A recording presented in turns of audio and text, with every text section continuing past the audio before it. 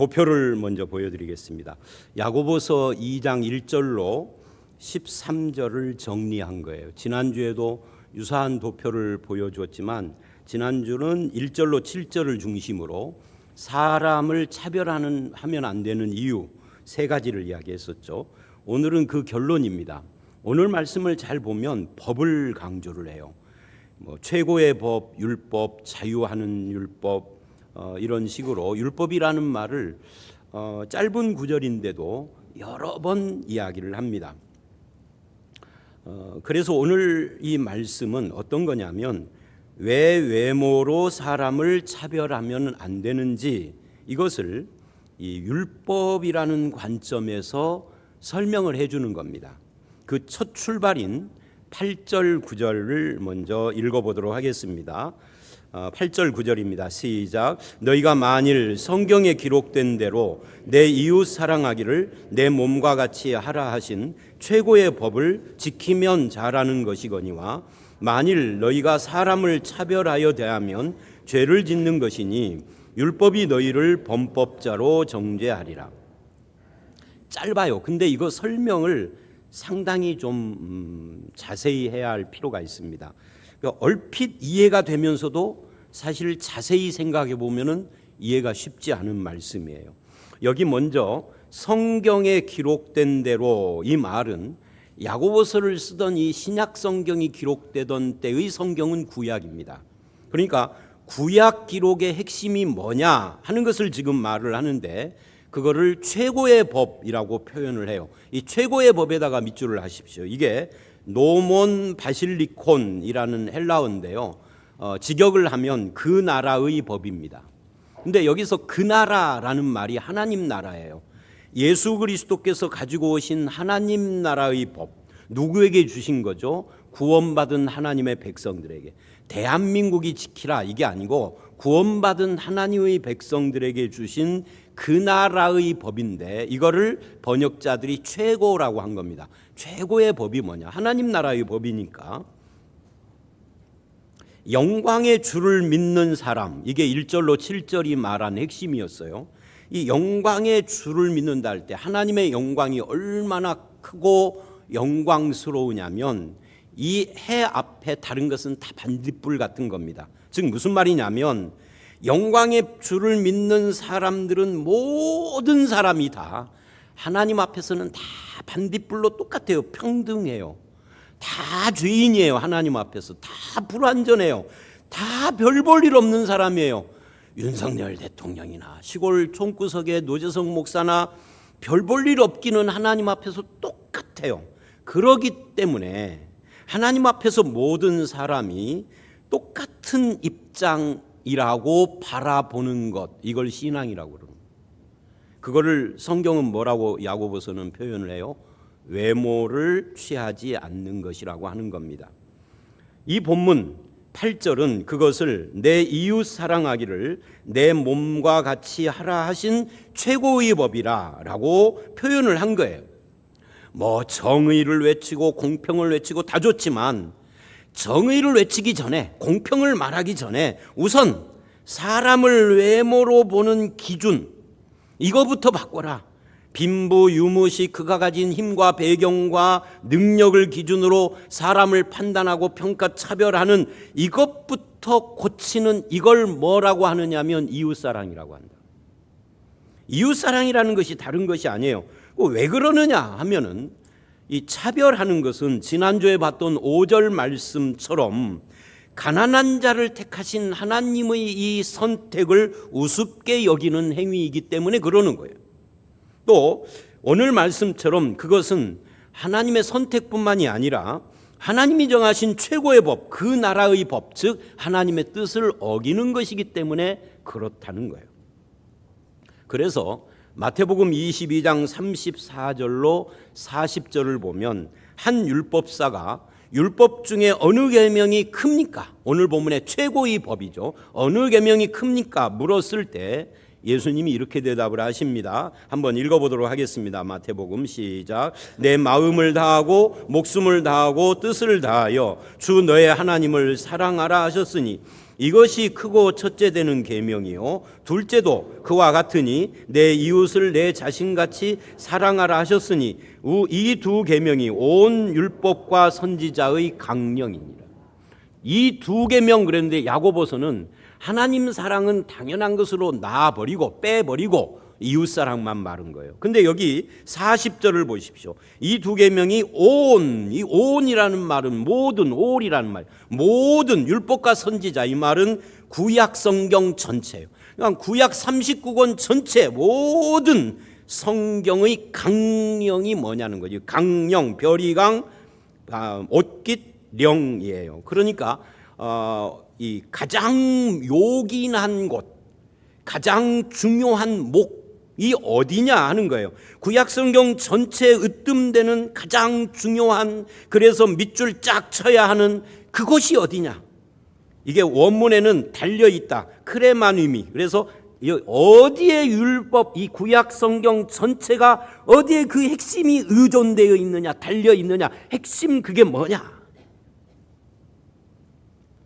다시 8절을 보시면 이렇게 말을 해요. 최고의 법을 지키면, 이 지키면에다가 동그라미를 하십시오. 이 지키면이라는 말이 텔레이테, 그래서 성취하면이에요. 그러니까 이 단어는 장성함, 온전함, 예수께서 십자가에서 다 이루었다, 테텔레스타이 할 때의 단어고 다 관련된 동일한 말입니다. 그러니까 이 말은 이런 거예요. 율법을 조목조목 지키라는 이야기가 아니다. 율법의 성취를 이야기한다. 성취라는 말은 조목조목 지키는 것이 아니라 그 율법의 정신과 관련된 거예요. 그것이 최고의 법인, 그 나라의 법인, 무엇을 조목조목 지키는 데 있는 것이 아니라 그 정신을 예수 안에서 온전히 성취하는 건데 그게 뭐냐? 이웃사랑이다. 이해가 좀 되고 있으십니까? 그리고 이 이웃사랑의 정신이 어떻게 나타나느냐 하면 뭐 연말이면 구제를 한다, 뭐 양로원을 방문한다, 뭐 그것도 좋지만, 그러나 그런 것보다도 당신 옆에 앉아 있는 옆 사람 한번 보십시오. 그 사람을 볼 때 소유로 판단하고 출신으로 판단하고 전라도 사람, 경상도 사람, 유무식으로 판단하고 지위와 그가 내민 명함으로 그를 판단하고 차별하는 것이 아닌, 이게 이웃사랑의 첫 번째라는 거예요. 양로원 방문하는데 명함 쫙 내면 나 이런 사람이야. 난 그 양로원 방문 안 하는 게 좋아요.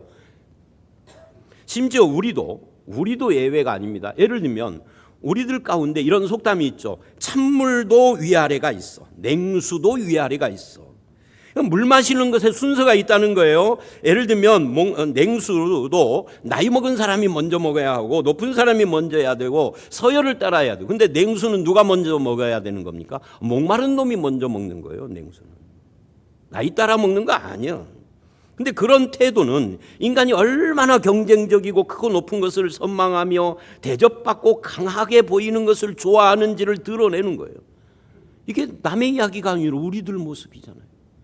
근데 이런 말을 하면, 에이 목사님 뭐 오늘 설교 재료가 없나 뭐 그런 거 그럴 수도 있지, 뭐 그게 큰 문제라고. 아니요, 이게 큰 문제라고 오늘 본문이 말하고 있는 겁니다. 성경은 우리가 별다른 죄를 안 졌어도, 간음도 하지 않고 뭐 살인도 하지 않고 뭐 남의 걸 속여 띄어먹지도 않고 참 착하게 살았어도 인생관과 삶의 자세가 있다이라고 하면 그 사람은 결국은 죄인이다, 그 말이에요. 오늘 본문이. 누가 그걸 정했나요? 이 사회가 정한 거 아니에요. 이 사회는 그런 사람을 존경해요. 이 세상이 정한 거 아니에요. 세상은 그런 사람들을 대접해요. 율법은 뭐죠? 하나님이 주신 거죠. 그러니까 하나님이 그렇게 정했다. 사람을 그런 식으로 서열 정하는 거, 그것은 세상법으로는 죄가 아니지만 하나님에게는 죄다라고. 그게 9절이죠.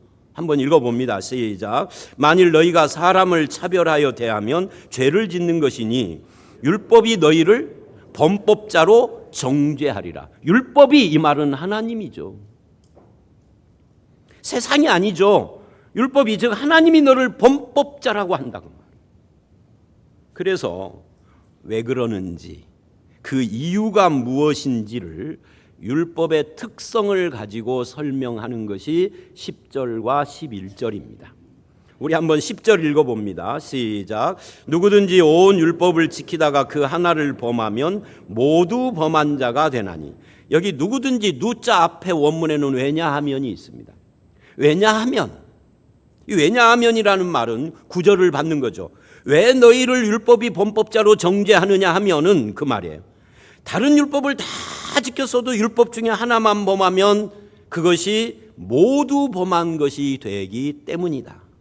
그래서 다시 갈라디아서 5장 4절을 보면 이렇게 이야기를 합니다. 읽어봅니다. 시작. 율법 안에서 의롭다함을 얻으려 하는 너희는 그리스도께에게서 끊어지고 은혜에서 떨어진 자로다. 율법 안에서 의롭다함을 얻으려는, 지켜보려고 하는, 그래서 의롭다함을 얻으려고 하는 너희는 지키고 안 지키고 유무와 상관없이 예수에게서 끊어지고 떨어진 자다. 구원 못 받은 자다. 이제 마지막 남아있는 세 번째 단원 12, 13절은 뭐냐면 자유의 율법대로 심판받을 자처럼 살아야 한다라고 결론을 내리는 겁니다. 여기서도 율법과 심판이 또 나오죠. 한번 읽어봅니다. 시작. 너희는 자유의 율법대로 심판받을 자처럼 말도 하고 행하기도 하라. 긍휼을 행하지 아니하는 자는 긍휼 없는 심판이 있으리라. 긍휼은 심판을 이기고 자랑하느니라. 여러분 9절로 11절에서 율법은 하나를 범하면 전체를 범하는 정죄와 관련이 있었습니다. 그런데 12절에서 자유의 율법은 정죄하는 율법을 말하는 것이 아니기 때문에 대상이 달라요. 9절로 11절에서의 대상이 누굽니까? 10절을 보면 이래요. 누구든지라고 그래요. 누구든지. 그런데 12절에서는 대상이 바뀝니다. 어떻게 해요? 너희는 이라고. 이 대상이 바뀌는 것을 잘 보셔야 합니다. 말하자면 정죄하는 율법을 말할 때는 누구든지 여기에 해당된다라고 말을 하고, 하나님 나라의 법인 최고의 법 이웃사랑의 법을 말할 때에는 예수 믿는 너희라고 자유의 율법은 너희에게 한다라고 바꾼 거예요. 그리고 이 자유의 율법은 8절에 최고의 법, 그 나라의 법과 같은 것이기 때문에 율법 조항을 조목조목 지키는 것이 아니에요. 그래서 학자들은 대부분 이 자유의 율법을 예수께서 가르치신 이웃사랑의 법이라고 해석을 하는데 거의 대부분 동의를 합니다. 그리고 문맥을 보면 이미 우리는 1장 25절에서 자유롭게 하는 온전한 율법이라는 표현을 봤었습니다. 이미 나왔던 말이죠. 그리고 1장 21절을 보면 너희 마음에 심어진 말씀, 즉 마음에 심어진 법, 이게 뭐예요? 새 언약의 법. 그걸 우리는 이미 봤었어요. 그리고 2장에서 다시 자유의 율법을 말을 하는 거니까 결국은 이 자유의 율법은 그리스도 안에서 우리를 자유롭게 하는 법, 즉 복음인 겁니다. 근데 이 복음의 특성이 뭐냐는 거죠. 결론적으로 8절서부터 11절까지의 말씀의 결론으로 이 자유의 율법인 우리를 자유롭게 하는 복음의 특성이 뭐냐 할 때 이것은 사람의 외모에 얽매이지 않는 자유라는 겁니다. 그 사람이 부자건 직함이 있건 없건 권세가 있건 없건 나는 배경이 더 든든한 영광의 주님을 믿고 있기 때문에 하늘의 아버지 하나님께 택함 받은 자라고 하는 이것 때문에 있는 그들의 직함과 권세와 부 앞에서 자유로운, 이게 복음이라는 거예요. 내 마음대로 살아도 되는 자유를 말하는 게 아닙니다. 하나님의 말씀과 상관없이 살아도 되는 자유를 말하는 게 아닙니다. 사람을 외모로 판단하거나 차별하거나 또는 판단받지도 않는 그 삐뚤어진 세상의 시각으로부터 자유한 그런 것을 지금 자유라고 하는 겁니다. 그 다음에 두 번째는 욕심과 명예와 세상적 가치 기준으로부터 내가 자유하는 복음을 말하는 겁니다. 세 번째는 그 대신에 최고의 법인 그 나라의 법을 따라 하나님을 사랑하고 이웃을 사랑하는 자유의 법이라고 말을 하는 겁니다. 13절 한번 읽어봅니다. 자유의 율법 아래 사는 사람은 누구냐? 긍휼을 베푸는 삶을 산다라는 이야기인데요. 읽어봅니다. 시작. 긍휼을 행하지 아니하는 자는 긍휼 없는 심판이 있으리라. 긍휼은 심판을 이기고 자랑하느니라. 앞에 긍휼 행하지 않는 자는 긍휼 없는 심판이 있으리라. 이건 빼버리게. 왜? 이건 뭐 이해 못할 부분이 아니니까 그냥 지나가 버리고, 조금 어려운 것이 긍휼은 심판을 이기고 자랑한다. 12절에도 심판받는 자처럼 살라고 심판을 말했는데 13절에도 심판을 또 말합니다. 그런데 어떤 심판이냐면 긍휼이 이기고 자랑하는 심판이에요. 근데 이 심판이 뭐예요? 긍휼 없는 자에게 행하는 심판이에요. 그것을 긍휼은 이긴다 말이죠. 그리고 자랑한다예요. 그러니까 결국은 이웃사랑이라는 긍휼에는 정죄하는 율법처럼 심판이 있다는 거예요? 없다는 거예요? 없다는 겁니다. 이긴다 이 말은 없다는 이야기를 하는 겁니다. 말하자면 누군가를 긍휼히 여기는 것에는 정죄가 없다는 거예요.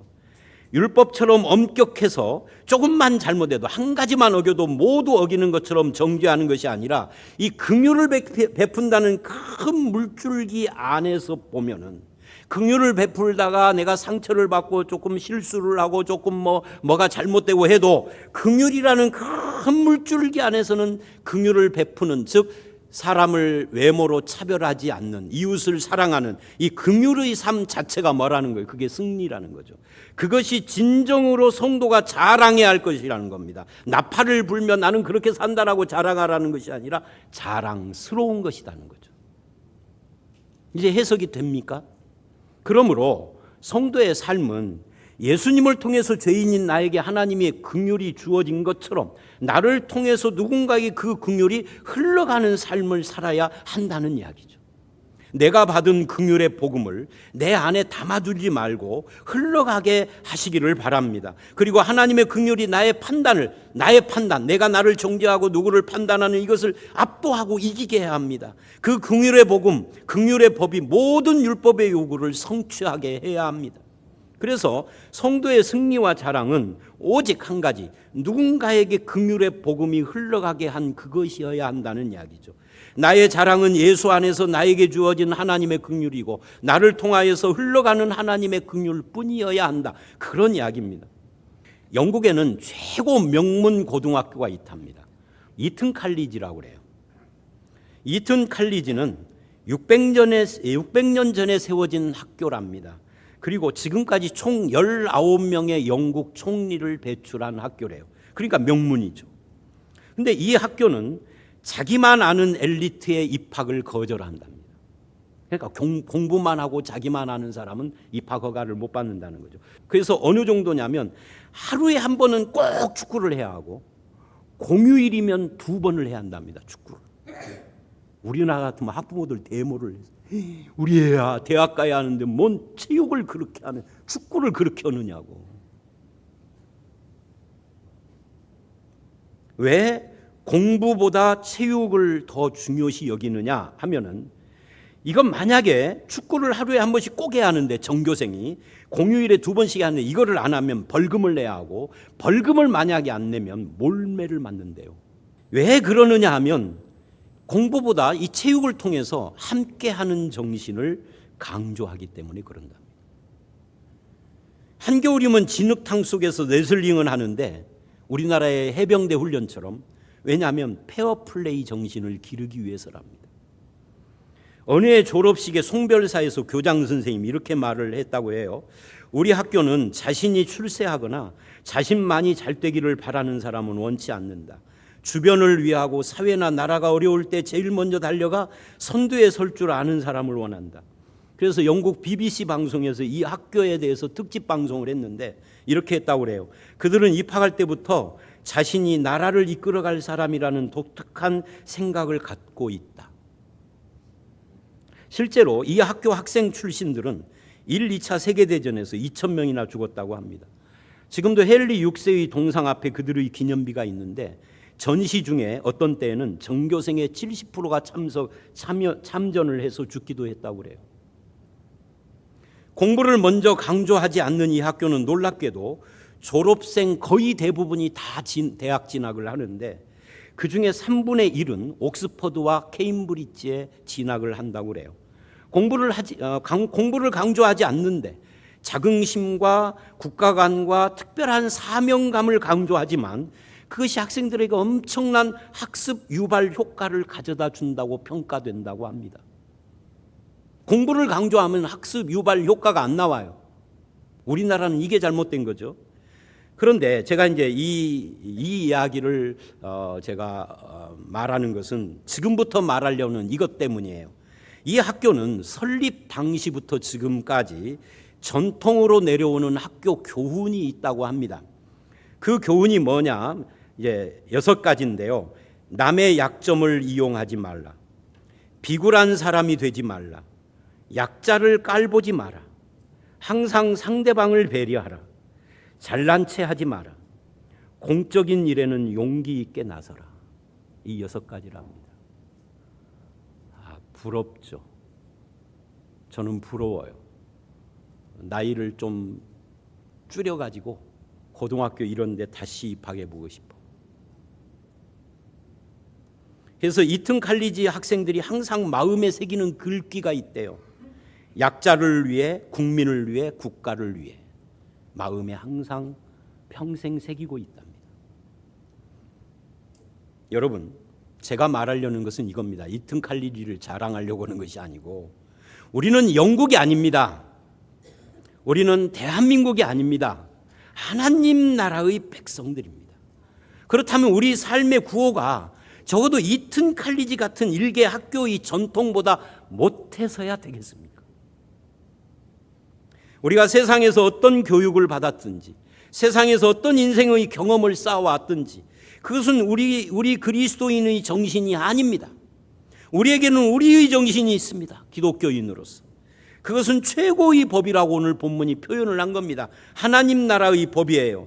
우리를 자유하게 하는 법이에요. 그것은 긍휼의 복음이에요. 그것은 이웃사랑의 정신이고 그것은 거창한 무슨 구호단체 무슨 양로원 방문이 아니라 옆에 있는 사람을 외모로 차별하지 않는 것으로부터 시작하는 거예요. 이튼 칼리지에서 남의 약점을 이용하지 말아라. 약자를 깔보지 말아라. 상대방을 배려하라. 어쩌면 이것이 오늘 말씀하고 딱 맞는 말씀이죠. 우리에게는 어떤 차별도 존재하지 않아야 합니다. 우리는 우리 죄를 십자가에서 대속하신 예수 그리스도의 법을 가진 자들이기 때문에 그렇습니다. 수단 방법을 안 가리고 자기 목표만 이루면 된다는 비열한 속내가 드러나 있는 우리 속담 중에 하나가 뭐로 가도 서울만 가면 된다는 이런 속담인데 이런 속담을 우리는 거부해야 합니다. 오직 하나님을 사람을 외모로 판단하지 않는 그 나라의 최고의 법을 따라서 살아가는 하나님의 백성들이기를 결심해야 하는 것입니다. 앞으로도 계속해서 여러분 이 자유의 율법대로 살아가십시오. 남들이 뭐라고 뒷말을 하든지 부자와 가난한 자를 다 같이 영광의 주를 믿는 믿음의 사람으로 바라보는 시각을 가지시고 특히 교회 안에서 누군가가 횡포를 부리거나 차별적인 대우를 요구하는 것에 대해서 늘 경각심을 가져야 합니다. 교회는 하나님의 것이고 하나님이 운영하십니다. 제가 다른 교회를 오래 다니다가 우리 교회 오신 분들로부터 자주 듣는 말 중에 하나거든요. 깜짝 놀래. 목사님 사모님 여기서 식사하세요. 그들에게는 너무 낯선 거죠. 근데 제가 생각하기에는 그들이 경험한 그것이 너무 비성경적이었던 거죠. 밥도 따로 먹어야 하는 그건 우리들 가운데 없는 겁니다. 그것이 그리스도의 법입니다. 자유의 율법입니다. 그래서 믿음으로 산다는 것은 기준을 바꾸는 것이고 기독교 정신을 세우는 것이에요. 우선 그 사람의 학력, 돈, 권력, 외모 이런 것을 바라보는 눈을 바꿔야 합니다. 그에게 그리스도의 향기가 있는지 긍휼이 있는지 이게 중요합니다. 내가 그런 사람 되는 것이 더 중요하고요. 믿음으로 살기를 원한다면 군림하려는 마음을 버려야 합니다. 교회에서까지도 대접받으려는 악한 마음을 내려놔야 합니다. 외모로 사람을 차별하는 세속적인 생각도 버려야 하고요. 이것이 올바른 믿음의 길입니다. 우리를 속량하신 이유예요. 오직 예수께서 주시는 최고의 법, 하나님 나라의 법인 이 자유의 율법 앞에 서서 긍휼을 베풀고 사람을 외모로 차별하지 않고 평등하게 대하는 저와 여러분들과 우리 교회가 되시기를 주의 이름으로 축원합니다.